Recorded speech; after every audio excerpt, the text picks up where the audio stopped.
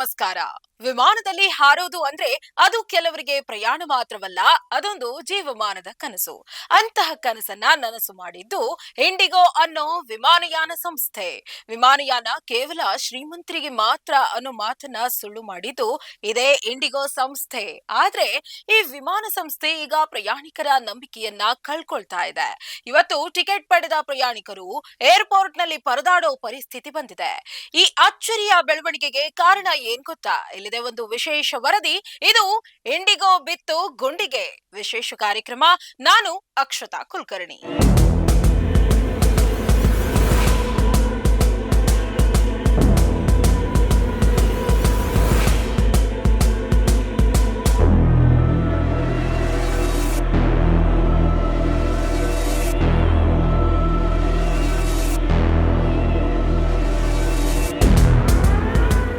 ಭಾರತದ ವಿಮಾನಯಾನ ಕ್ಷೇತ್ರದಲ್ಲಿ ಇಂಡಿಗೋ ಒಂದು ಶಕ್ತಿಶಾಲಿ ಹಾಗೂ ಪ್ರಭಾವಿ ಏರ್ಲೈನ್ಸ್ ಅನ್ನೋದ್ರಲ್ಲಿ ಯಾವುದೇ ಅನುಮಾನ ಇಲ್ಲ.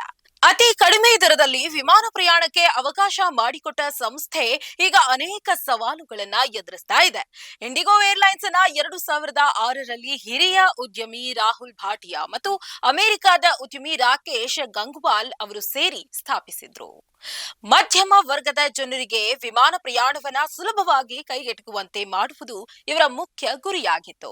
ಕಡಿಮೆ ಬೆಲೆಯ ಹೊರತಾಗಿಯೂ ಇಂಡಿಗೋ ಏರ್ಲೈನ್ಸ್ ನ ದಕ್ಷತೆ ಹಾಗೂ ಉತ್ತಮ ಸೇವೆಯ ಕಾರಣಕ್ಕೆ ಇಂದು ಭಾರತದ ದೇಶೀಯ ವಿಮಾನಯಾನ ಮಾರುಕಟ್ಟೆಯಲ್ಲಿ 60%ಕ್ಕಿಂತಲೂ ಹೆಚ್ಚು ಪಾಲು ಪಡೆದು ದೈತ್ಯನಾಗಿ ನಿಂತಿದೆ. ಆದ್ರೆ ಪ್ರಸ್ತುತ ಈ ಏರ್ಲೈನ್ಸ್ ಒಂದರ ಮೇಲೊಂದರಂತೆ ಸಮಸ್ಯೆಗಳನ್ನ ಎದುರಿಸ್ತಾ ಇದೆ. ಅನೇಕ ಏರ್ಲೈನ್ಸ್ ಕಂಪನಿಗಳ ಹಾಗೆ ಇದು ಕೂಡ ಪತನದ ಅಂಚಿಗೆ ಬಂದಿದೆಯೇನೋ ಅನ್ನೋ ಆತಂಕದ ವಾತಾವರಣ ಸೃಷ್ಟಿಯಾಗಿದೆ. ಇಷ್ಟಕ್ಕೂ ಈ ಸಮಸ್ಯೆಗಳಿಗೆ ಮುಖ್ಯ ಕಾರಣ ಏನ್ ಗೊತ್ತಾ?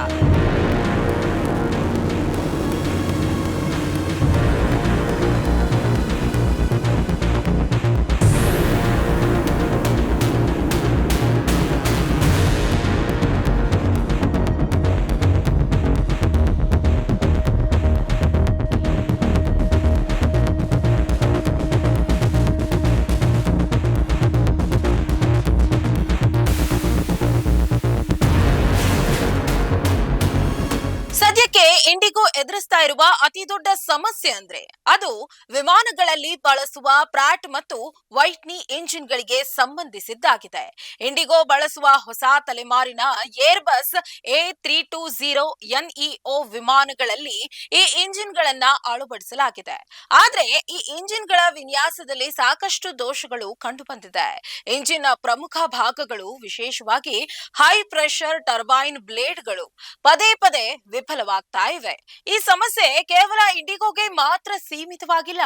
ಪ್ರಪಂಚದಾದ್ಯಂತ ಈ ಇಂಜಿನ್ ಗಳನ್ನ ಬಳಸ್ತಾ ಇರುವ ಹಲವು ಏರ್ಲೈನ್ಸ್ ಗಳು ಇದೇ ರೀತಿಯ ಸಮಸ್ಯೆಗಳನ್ನ ಎದುರಿಸುತ್ತಿವೆ. ಜಗತ್ತಿನಲ್ಲಿ ಈ ಇಂಜಿನ್ ಗಳ ರಿಪೇರಿಗಾಗಿ ಭಾರಿ ಬೇಡಿಕೆ ಇರುವುದರಿಂದ ದೋಷಪೂರಿತ ಇಂಜಿನ್ ಗಳನ್ನ ರಿಪೇರಿ ಮಾಡಿ ವಾಪಸ್ ಪಡೆಯೋದಕ್ಕೆ ಇಂಡಿಗೋಗೆ ಅತಿ ಹೆಚ್ಚು ಸಮಯ ಹಿಡಿತಾ ಇದೆ. ಈ ಕಾರಣದಿಂದಾಗಿ ರಿಪೇರಿಗಾಗಿ ಕಳುಹಿಸಿದ ಇಂಜಿನ್ ಗಳ ಕೊರತೆಯಿಂದಾಗಿ ಇಂಡಿಗೋದ ಅನೇಕ ವಿಮಾನಗಳು ನೆಲದ ಮೇಲೆ ನಿಲ್ಲುವಂತಾಗಿದೆ. ಇದರಿಂದ ವಿಮಾನಗಳ ಲಭ್ಯತೆ ಕಡಿಮೆಯಾಗಿ ಕೆಲವು ಮಾರ್ಗಗಳಲ್ಲಿ ವಿಮಾನ ಸಂಚಾರ ರದ್ದಾಗ್ತಾ ಇದೆ ಅಥವಾ ತೀರಾ ತಡವಾಗುತ್ತಿವೆ. ಇದು ಪ್ರಯಾಣಿಕರಿಗೆ ತೀವ್ರ ತೊಂದರೆ ಉಂಟು ಮಾಡುವುದಲ್ಲದೆ ಸಮಯ ಪರಿಪಾಲನೆಗೆ ಹೆಸರಾಗಿದ್ದ ಇಂಡಿಗೋ ಸಂಸ್ಥೆಗೆ ದೊಡ್ಡ ಕಳಂಕ ಬಂದಿದೆ.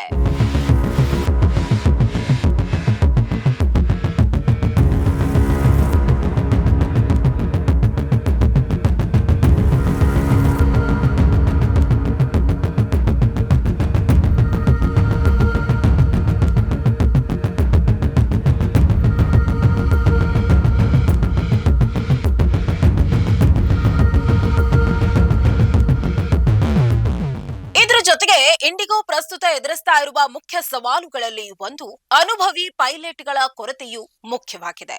ಪ್ರಯಾಣಿಕರ ಬೇಡಿಕೆ ಗಣನೀಯವಾಗಿ ಏರಿದೆ, ಆದ್ರೆ ಅದಕ್ಕೆ ಬೇಕಾದಷ್ಟು ಪೈಲಟ್ಗಳು ಸಂಸ್ಥೆಯಲ್ಲಿ ಇಲ್ಲ.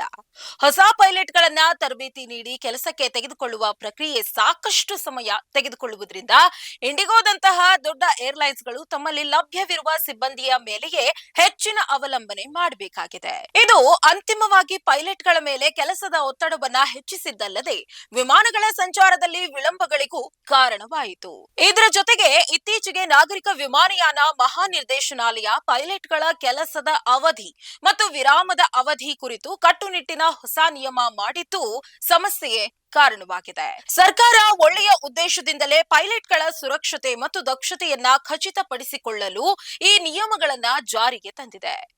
ಹೊಸ ನಿಯಮಗಳ ಪ್ರಕಾರ ಪೈಲಟ್ಗಳು ನಿರಂತರವಾಗಿ ಕೆಲಸ ಮಾಡಬಹುದಾದ ಅವಧಿ ಕಡಿಮೆಯಾಗಿದೆ ಮತ್ತು ಕಡ್ಡಾಯವಾಗಿ ತೆಗೆದುಕೊಳ್ಳಬೇಕಾದ ವಿರಾಮದ ಅವಧಿ ಹೆಚ್ಚಾಗಿದೆ. ಈ ಬದಲಾವಣೆಗಳು ಸಹಜವಾಗಿಯೇ ಏರ್ಲೈನ್ಸ್ಗಳ ಕಾರ್ಯಾಚರಣೆಯ ಮೇಲೆ ಪರಿಣಾಮ ಬೀರಿವೆ.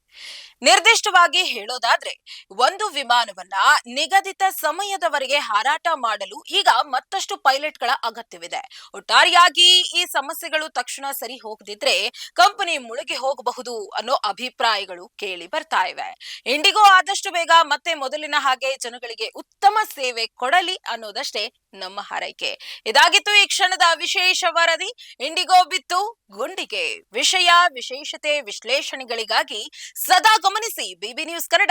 ಇದು ಕನ್ನಡಿಗರ ಧ್ವನಿ.